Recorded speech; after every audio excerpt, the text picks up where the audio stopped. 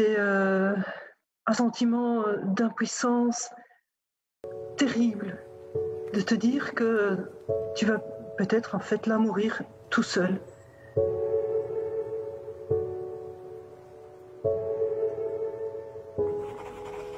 Devant moi, il y avait des grandes portes vitrées opaques et elles se sont ouvertes à mon arrivée. Et là, j'ai basculé dans ces urgences médicales, mais urgences de guerre. Il y avait ces deux infirmiers qui étaient là, qui m'attendaient et qui étaient en tenue de combat.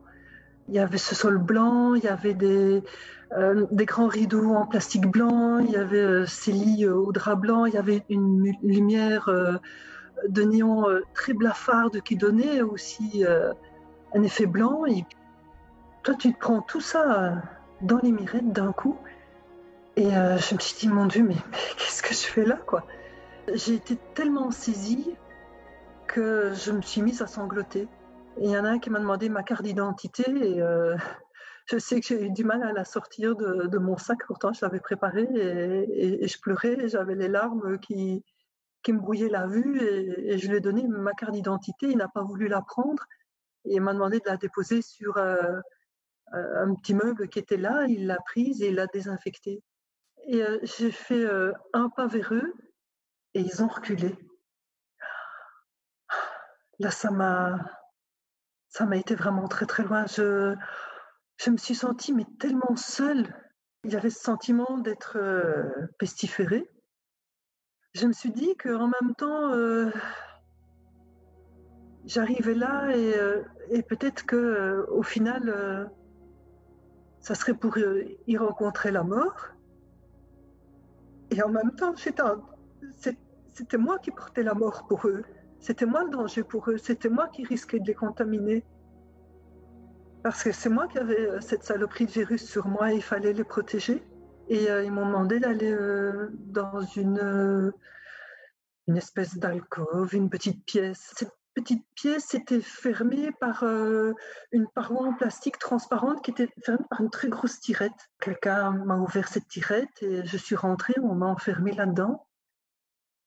Et on m'a demandé de prendre ma température, de prendre mon taux d'oxygénation dans le sang toute seule.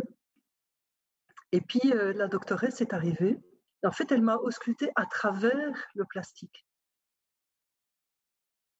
C'était vraiment, vraiment spécial, quoi. Et puis, elle m'a dit vos poumons, ça va, mais vous avez vraiment un gros essoufflement, donc il faut vous faire une prise de sang. Et donc là, quelqu'un lui a ouvert la tirette. Elle est arrivée avec ses mains en l'air, avec la seringue en main, mais sans rien toucher. Et donc elle pestait parce qu'avec ses gants, elle ne sentait pas mon pouls, elle ne voyait pas où c'était. C'était impressionnant parce que donc elle avait son masque, elle avait une protection sur les yeux et en plus, elle avait une grande visière en plastique comme on voit maintenant. Moi, j'ai essayé de lui parler, mais en même temps, j'ai essayé de me tenir à distance, donc je tournais la tête pour lui parler avec mon masque et je me disais, il faut surtout pas que je la contamine. Je me sentirais tellement coupable. Et puis donc voilà, ça a marché, elles sont parties et avec beaucoup de précautions, elle a levé les mains derrière elle, elle a arraché son survêtement jaune, puis elle a fait une boule et elle a demandé où était la poubelle des objets contaminés. Et quelqu'un lui a amené et elle a tout jeté dedans. Il y a une personne qui est passée et qui a mis un spray désinfectant sur toute la paroi en plastique qui a nettoyé par terre. J'ai pris conscience que mon sort ne m'appartient plus, puisque ça dépendra de ces examens et que j'ai plus mon mot à dire.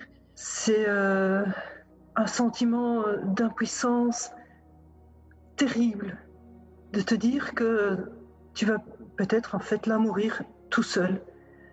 Au bout d'un moment indéterminé, la doctoresse est revenue, elle a dit c'est bon, les paramètres sont bons, vous pouvez rentrer chez vous. J'étais tellement sonnée que j'ai même pas compris ce qu'elle me disait, j'ai dû lui demander de répéter. Et elle m'a dit si ça se dégrade encore, vous revenez, hein. Et elle me dit oh non, non, Ça, je vous promets que plus jamais vous ne me verrez, quoi, ici. Là, il y a eu un moment très fugace où je me suis retrouvée face à elles. Elles étaient à un bon mètre, évidemment, et je leur ai dit merci pour tout ce que vous faites. Et elles ont souri. Et en fait, je n'ai rien vu puisqu'elles avaient leur masque. Mais j'ai vu à leurs yeux, sur le côté, il y a eu des petits plis ici. Et puis, oups, ça a changé, le regard est redevenu grave. Et voilà, j'ai compris que je devais partir et qu'on allait désinfecter derrière moi et que le patient suivant attendait. Et voilà, j'ai ouvert la porte de ces urgences et je suis sortie. Et puis, ça ne s'invente pas, c'est comme ça. Mais le petit parking où mon mari, où les aidants, entre guillemets, pouvaient garer leur voiture, c'était le parking de la morgue. Il faisait froid, mais il y avait le soleil qui me réchauffait, et c'était de la lumière. Je me suis assise par terre. Et il y a mon mari qui est venu près de moi. On ne savait pas parler, parce qu'on était tellement bouleversés tous les deux qu'on ne savait plus se parler. Devant nous, il y a une camionnette des pompes funèbres qui est venue se garer. Et il y a une porte de l'hôpital qui s'est ouverte. Et j'ai vraiment eu cette impression très forte qu'on était venu taper sur mon épaule. Tu vois, un petit doigt qui avait tapé sur mon épaule et qui me disait tu vois, toi, on t'a mise dans la file de gauche.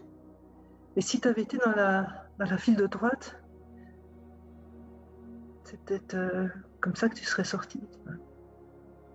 Je m'en sors bien.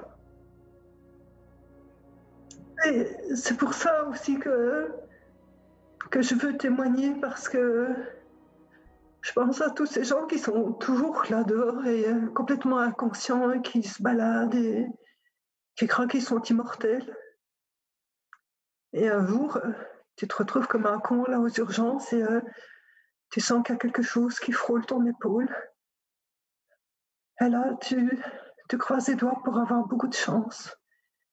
Mais ça, vraiment, je ne souhaite à personne ce moment-là. Il faut faire juste attention, quoi.